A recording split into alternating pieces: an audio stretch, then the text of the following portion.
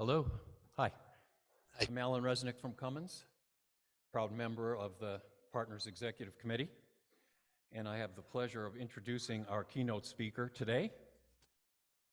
Dr. Rob Pojasek has several roles currently: Managing Director for the Center for Corporate Responsibility and Sustainability, Board Chair of the Education and Research Executive Board at VCare Academy, instructor at Harvard University, and owner of Pojasek and Associates, LLC. Dr. Pojasek has been a consultant and teacher. He taught pollution prevention and organizational sustainability at Tufts, Harvard School of Public Health, and the Harvard Extension School. He's been recognized for his work by the National Pollution Prevention Roundtable, the Canadian Pollution Prevention Roundtable, and the American Institute for Pollution Prevention, where he serves as board chair. Dr. Pojasek was the principal author of the US EPA's manual, an organizational guide to pollution prevention in 2001. He also wrote Making the Business Case for EHS in 2005, winning the Apex Award for the best how-to book of the year. Dr. Pojasek has published more than 100 publications on P2 and organizational sustainability over the last 4 decades. He's consulted at more than 500 facilities in almost every major NAICS category, and has used his P2 methods across 24 different countries. Let's hear it for Dr. Bob. Thank you.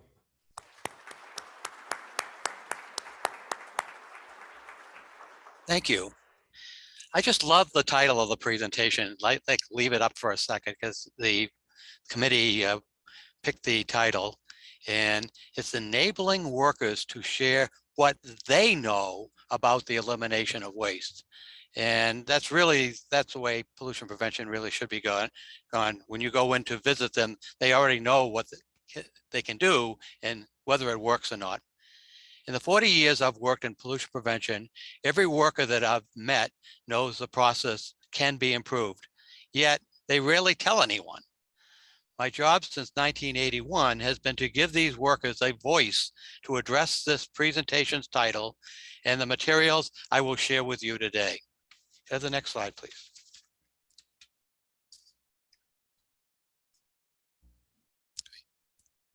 We want to move beyond P2 success stories and avoid the use of the phrase, we can borrow from what has already been successful elsewhere.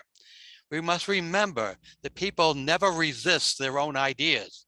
There are many P2 efforts going on with employees that begin to linger when management shows a little interest in their ideas.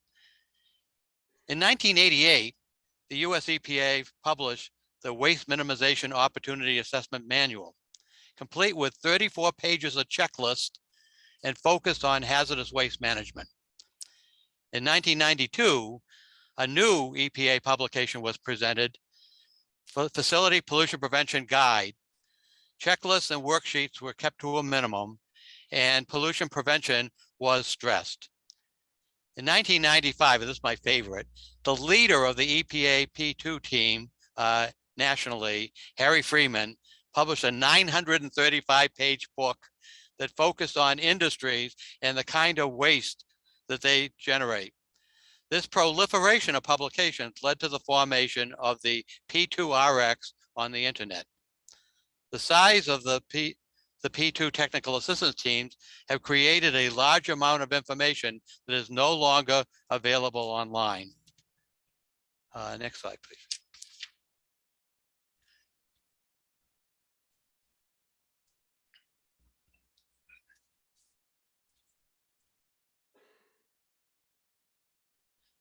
The state and regional P2 teams were sent out in the field with the intention of assisting many organizations to develop, implement, and manage a P2 program.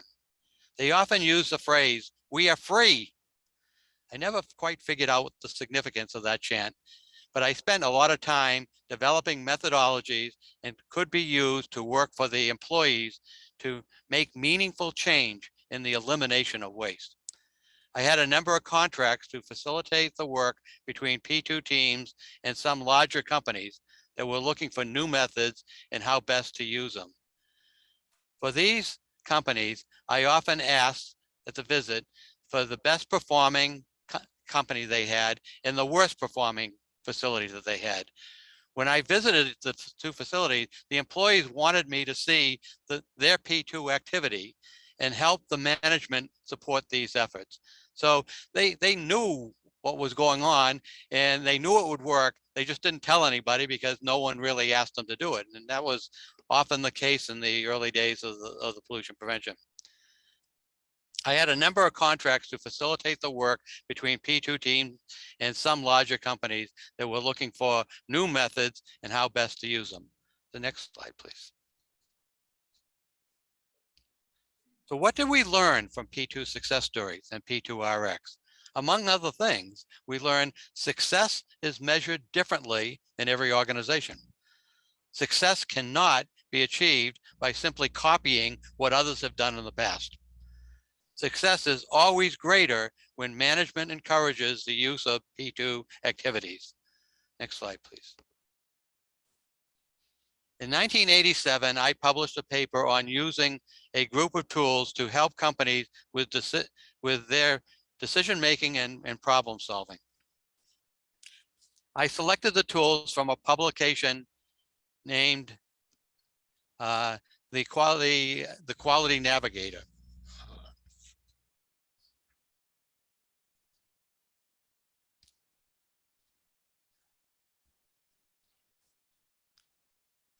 Quality Navigator. If you can imagine, there were 400 tools presented in the book.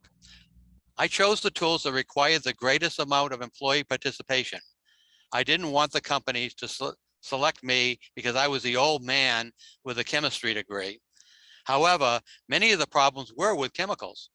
The 2 degrees I received in chemistry were the best assistants I ever had working with lawyers, judges, juries, and plant managers.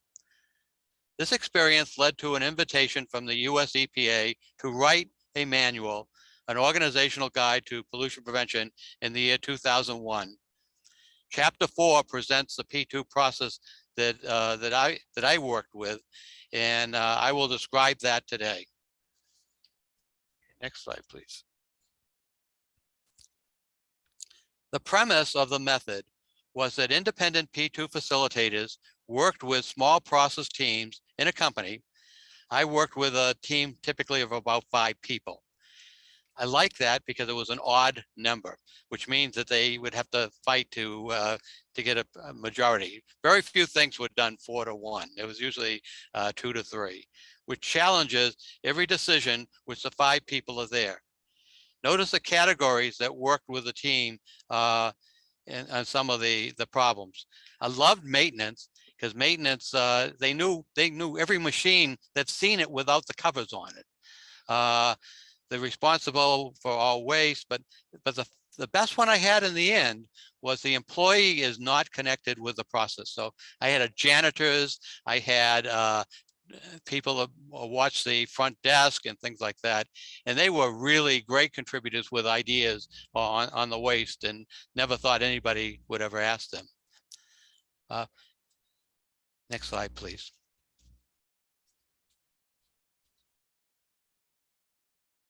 The premise of the method was that the independent P2 facilitators work with small process teams in a company.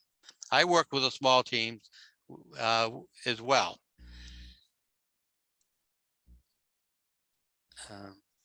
Hold on. Okay, great. I taught judges, lawyers, and plant managers about the use of hierarchical process mapping. You can always tell where you are in these kinds of maps. You can see up at the top, it's 1, 2, 3. And if you want to go to the second level under 1, it's 1.1, 1.2, 1.3. So you always know where you are. We know we're under 1 and we know we're in the second level. So, and people like that because you were able to take very complex things, put them down on the map and always know, and we use these numbers. So what's happening over in 1.2.3 today? And so this hierarchical mapping's been around for a long time, and we've sort of hijacked it for both pollution prevention and for sustainability. Everybody likes the resource accounting that you can do on this, because each one of these will have its own set of resources that it's using and resources that it's losing. Got the next slide, please. Yeah, this is the resource accounting. So we have throughput going from left to right. So something's coming into this work step and something is leaving the work step with some change made into it. But the words up at the top, non-product. So I'm using water, I'm generating wastewater, and those don't become part of the product. So what we need to know the things that we're using in that work step, what comes in and what goes out of that work step. And I'm going to show you in a couple seconds how we do that. Next slide, please. So we had these sheets, and these are resource accounting sheets. So at the top, we'd write down a description of the work step. We would list all of the things on the left-hand side that were going to go into that work step as part of the throughput of the operation, and what comes out the other side. And the non-product uses go in, the non-product use losses. Something like paint is interesting, spray paint, because you're putting spray paint in there. Some of it goes onto the product. Some of it goes on to, some filters that need to be disposed of, in some cases, is hazardous waste. And then what we do is we write all the supporting processes down on the bottom so that we can go around and usually put indicators where they are. The next slide, please.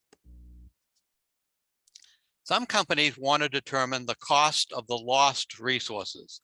I usually left this call to the facility accounting team, the general manager. The P2 teams needed to break even on their projects. The project was not successful unless you at least broke even on a cost benefit sort of basis. We worked with the facility accountant or the business manager to create a template to use with monthly and quarterly checks. And boy, the people worked really hard to finish up on time and on budget. Next slide, please. As you can see, root cause loss is a basic reason why a resource is being used or a process loss is occurring. If the cause can be eliminated, the resource use or loss would be prevented. This approach is the basis for pollution prevention. Next slide, please. This slide illustrates that 20% of the waste account for 80% of the cost in eliminating the waste. It's the Pareto's principle. And so what we really know is attacking those two wastes, the A and the B to the left, is going to be more difficult. But in order to save the money, in part of the pollution prevention program was to do that, we could do D, E, F, and G and H, and we're not anywhere near what we could be with A. So the idea was to pick the higher ones and at least try to lower them before going on to some of the other ones as new knowledge was being generated. Next slide, please. Root cause is the basic reason that a resource is being used or a process loss is occurring. If the cause can be eliminated, and the resource use and loss would be prevented. Root cause analysis can be an effective management tool for determining the true actual cost of resource use and loss in a process. A cause and effect diagram provides an effective tool for conducting the root cause analysis. Next slide, please. And this is a tool you all wanted to see. And we actually, not every company use I'm going to show you a simpler version of this, but this is a cause and effect diagram, Ishikawa diagram, as it's often called. And so I would look to see whether they were using them for other sorts of things. But could I have the next slide, please? Yeah. So what we did is, it's in this case, it's the 3 M's and a P, materials, machines, methods, and people. So what we did is we wrote down in each of the boxes, what we could see that were occurring in those, and what well, of the numbers we had and the high level structure, we could put those numbers down there. So on one page, we could see everything that we could be working with, and also the things we are working with and the things we are not working with. The next slide, please. Now let's create some alternative solutions.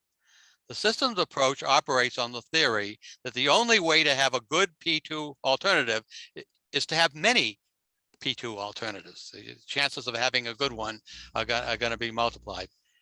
A great method for generating alternatives is a tool that we call brain writing. You know that I didn't say brainstorming. Brainstorming is not a great tool, and it's the shy people that will never talk up in brainstorming, no matter how much you tell them to do, and they have all the good ideas. So in brain writing, they'll write down things because they like writing down things. And I think that the brain writing is a written form of brainstorming, and I've published several papers on this, and there is information in the EPA chapter 4, which I believe you're going to get a copy of today. Next slide, please. So this is what the brain writing sheets look like. They're labeled 1 to 10, and you pile them up in the center of the table. So what happens, somebody reaches in, pulls a blank sheet out and writes something in 1 and 2, puts it back in, picks up another one and does that. And you do it until no one can do any more writing. And it's those shy people, and actually the people that know nothing about pollution prevention that we talked about before, once we started telling them what it was, had many great ideas and never knew that those things were being used in the plant before. So those were always very useful. Next slide, please. It's very small print. You'll see it in the chapter you're going to get.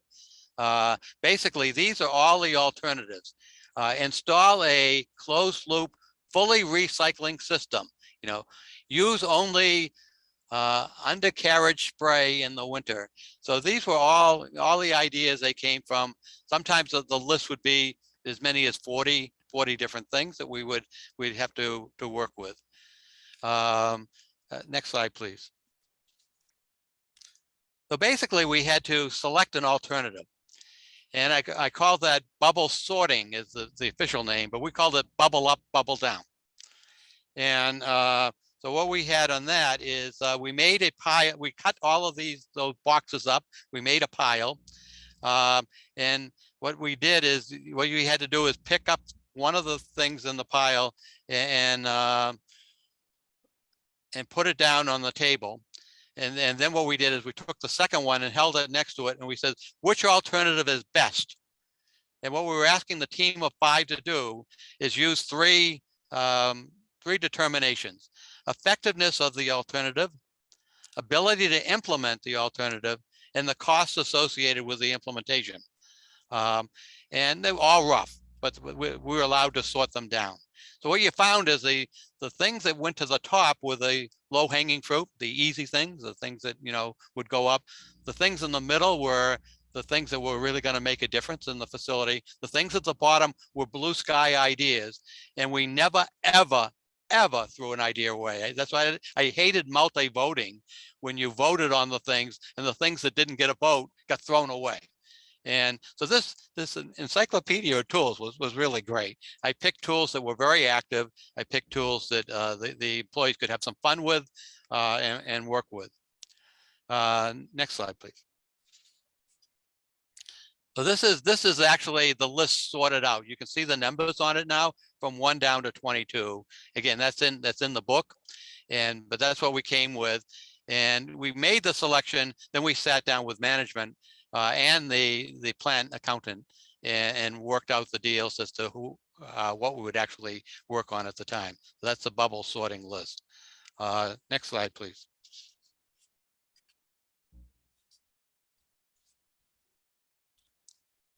So here's some more information on the alternatives.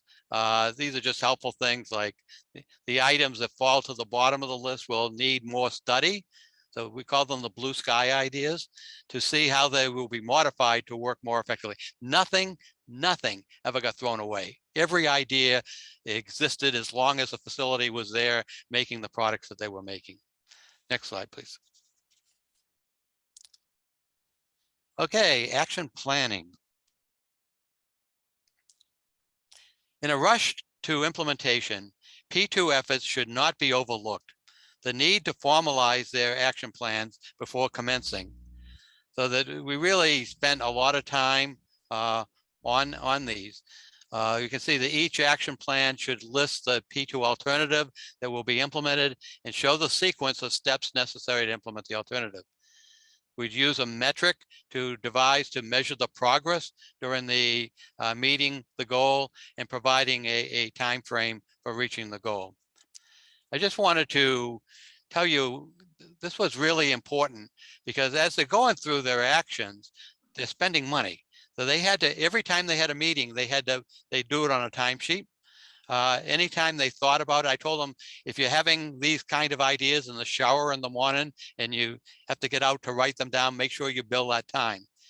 And we had one team that I remember that shows you how this works is they were measuring the amount of air loss through a copper tube that was put to the compressors. So you have the compressors are hitched to the copper tubes, and they go out to the lines that people are using the compressed air in. And so what they wanted was they couldn't measure the air coming out. You use something called a sonic gun, and you point the gun to it, and with earphones you can hear the noise. And they put a little medallion where that leak is. And what happens is the plumber would come through and zap those up with a little bit of solder so they wouldn't be in there, but you'd be able to find them. So the sonic gun cost them money. And the sonic gun also it was complicated in how you used and things like that. So they went to a course, they got on an airplane, they went to a course, they got permission to do that. Now they're running up a great bill. And there's almost no chance that they're going to be able to break even, almost no chance. So we had a little discussion about that. And this was a union shop, and they had two other union shops in other parts of the country. So what they did is they called them up and said, we got this sonic gun, and it really saved us an awful lot of money on the cost of running the compressors. Would you be interested in it? And they actually went to talk to the president. So what they did is they got in an airplane and flew to that plant as consultants. And they had a billing rate, I think it was about $100 an hour, and they bought a hotel and stuff like that, and they paid for that, and they got it. And the promise was the next year they would just send that around by UPS or something like that and do it. This just showed you the kind of things where if you had some amount of creativity and you have these things you need to do, that you could do them just fine. The next slide, please. Okay, so this is an action plan. This was the thing that was left out. You know, if it was so easy that you could just go do it, you were probably in the advanced stages of pollution prevention at that time.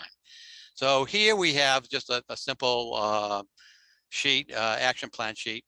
So we write down the actions that are being worked on, who the key person responsible for that project is, the performance. These would change from time to time as to, you know, what was being done, the monitoring technique, like these sonic guns, completion deadline, and the resources that were needed. Now remember, the more resources that you need, you have to account for those, and they work against you on the other side when you had the break even. And we had break even sheets and things like that. And actually the best supporter was many of the facilities I went into had a process accountant. Process accountant didn't always come in every day. And sometimes the process accountant was in a different place. We would just set up a phone call chat. We didn't have Zoom back in those days, and you know, just really sort of get going on what needs to be done. So these are the basic tools. You know, these basic tools are all covered in the EPA thing, and I have publications on each tool. I probably wrote 1 or 2 publications on it, about 50 publications on pollution prevention, and they were just lessons learned for the most part, what we learned, what kind of facilities we went in, an example or two of what kind of things they did. And because this is really their job. And our job is a job of facilitators, making it easy for them, and making it so they do get some kind of credit on it. The next slide, please. So we called this a systems approach because, you know, all of these things are almost hopelessly intertwined with one another. And the problem is sometimes you get a little head on one side and of where you're going to be on the other side. So you had to watch that. But so basically, these are tools, and these tools take time to master, but they help foster skills that the P2 team needs to characterize the process, solve the problems, and make the decisions as to how they're going to be used and when they'd be modified. Their repeated use of the tools makes the P2 teams more productive. The tools will lead to increased focus and questioning. The teams that use root cause analysis tool usually derive a minimum of 20 P2 alternatives for future consideration for each item. I mean, sometimes it's really got pretty difficult. And then limiting tool selection can impair the development of the P2 program. And again, I think that the P2 has you folks have been around for 25 years. Congratulations. It's really a great accomplishment to get a group in pollution prevention for 25 years, especially when some management, government management doesn't like pollution prevention because you're actually going to be saving some money on some things. But I think that and there are stories to be told, and the stories are now fun stories. And that's one of the things I really liked about it. And those stories got around within the company. And you know, we had one guy I remember for a project. He was on the team, and he was a janitor, and he was about 6'5", and his name was James Bond.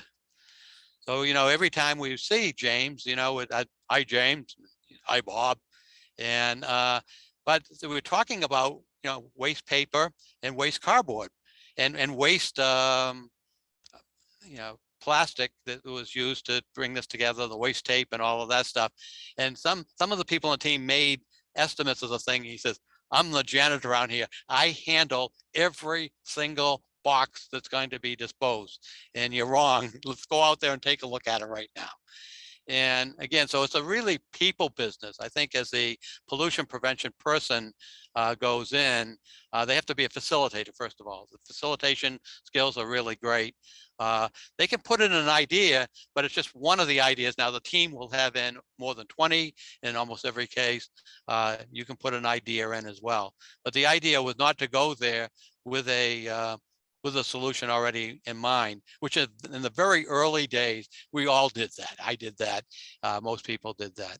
And then the P2 Tech was always a great resource, and you sort of miss it on the site because I don't believe it's up. I've been looking for it somebody else has a P2, bought the P2 RX thing and is starting to do some things, and the P2 is starting to get a little bit more play at EPA, but it's a long way from the days that some of us were working in it when it was really a good time to do this kind of work. So I want to wish this organization the happy 25th anniversary. I want to thank you for letting me share it with you. And I left time at the end, and if we can get the microphones working, if somebody wants to ask questions, that we can have some questions asked, and I'd be happy to do that. Thank you very much.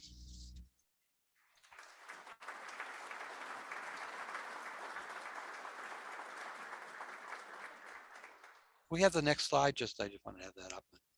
Okay. So do we have anybody? Do we have a microphone? Do we? Yeah, we have a microphone. Any questions?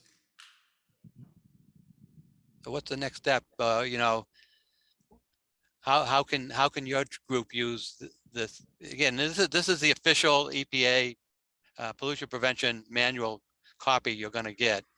And I know very few people except the people we trained. When we wrote it, we went to all 10 EPA regions and gave a training, and we went to many of the states. And I'm I know I've worked with IDEM in the past, and I think Rick is there today. It was good to see his name on the list.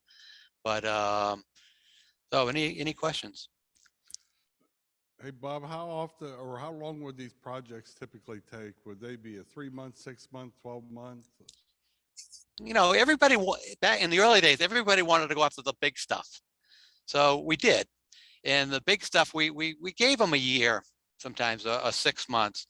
And what we did is we had with conference call, we would have maybe a monthly meeting, a bi-monthly meetings.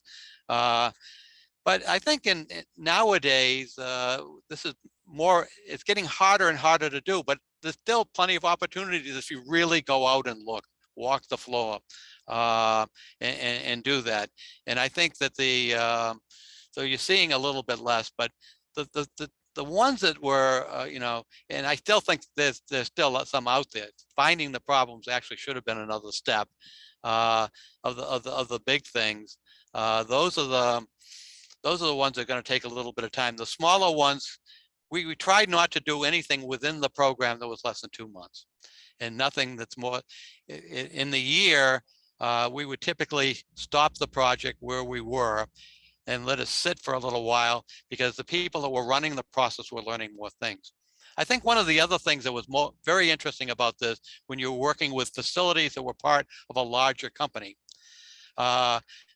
we were looking on our hands and knees for stuff, you know, walking around but the workers always, in so many cases, as I said this before, but the workers would say, hey, follow us, come on over here.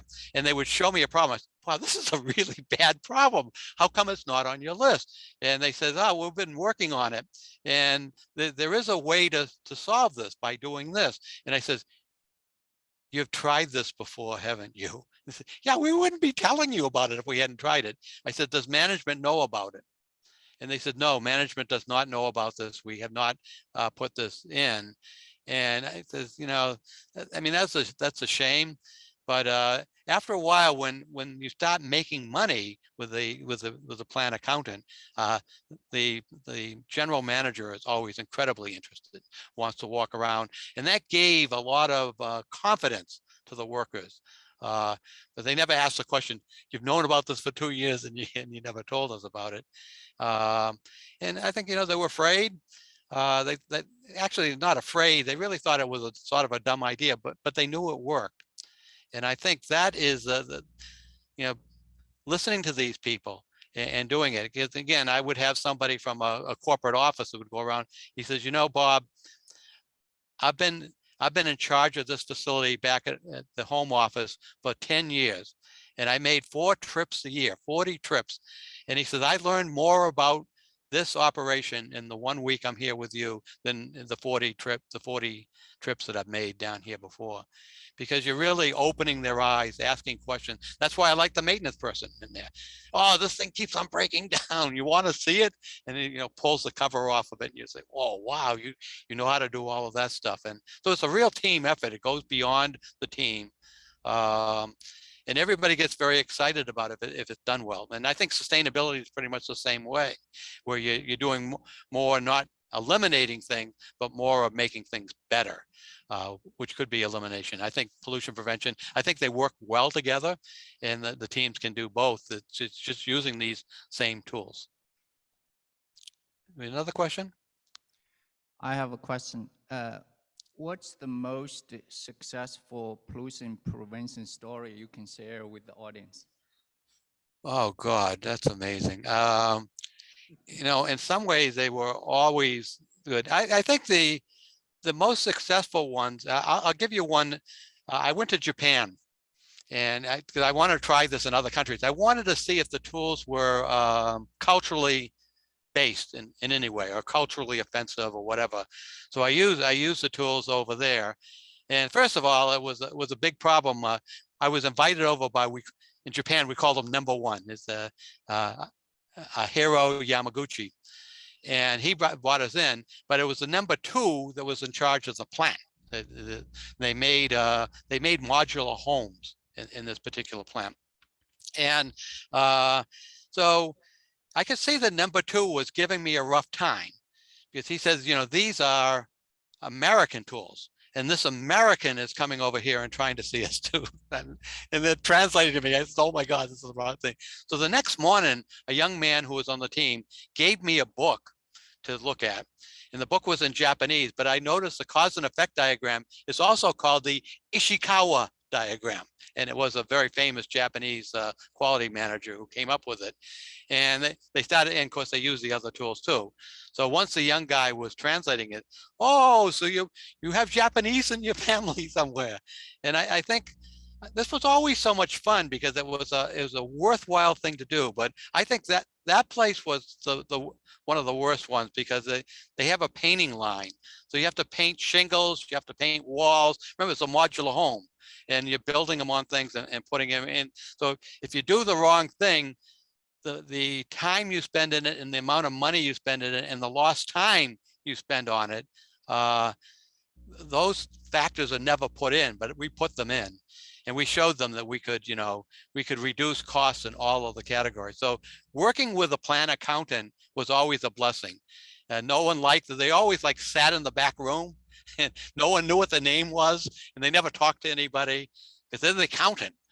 And a lot of them really got involved. They said, well, if you replace it with this instead of this, it's going to save you this. And they had their little calculators, and they're calculating it out. And now we're doing it with our cell phone and doing it all that way. But I think, and the 1-year programs were always the biggest, but they also had the biggest threat, because you're guaranteeing that you're gonna break even and show reductions. So that's where the tools helped in. We were able to take the tools, sit down with the team, bring the general manager in, bring me in, and I'm just typically an arbitrator of the ideas going back and forth. And somebody says it's going to be expensive. I said, did you ever think of trying it this way? And that kind of thing. And I think it was. And the other thing, sometimes we're union shops that had a bad relationship with management. And because the union people were, like all of us, they were very clever. They were very able to do things. And what they did, we had one case and it was a pretty interesting case, where a woman was in charge of, or the way they had it in, they were filling bottles, plastic bottles. Plastic bottles came in a box with a plastic bag to keep the bottles clean. Plastic bag goes in one box, the cardboard gets crushed in the other box. So this lady knew that she needed, I forget, is a phenomenal amount of plastic in order to make a ton. It was like a whole room full of plastic. So she wanted to bale it with the baler. You can make a sandwich pack. So you put plastic in, put some cardboard down, put the plastic in, put some cardboard down, and squeeze it and make it. And then what they do is they just pull the cardboard out and weigh the plastic on the other end.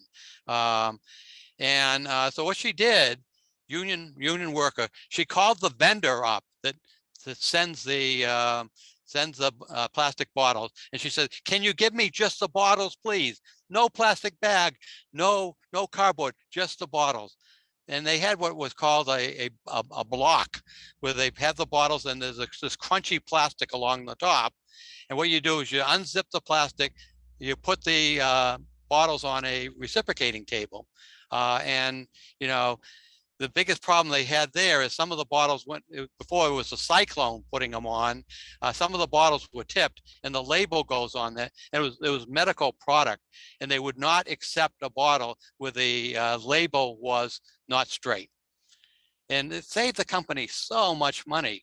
And everybody sort of forgot that she broke union rules by doing the business. But these people really got into it, and people, because we're doing the accounting, were really aware of what we were doing.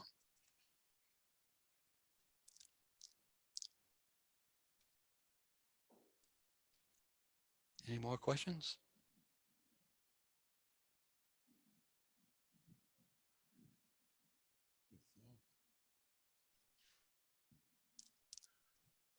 I guess not, Bob. Thank you very much for your presentation and being part of the 25th Annual Conference.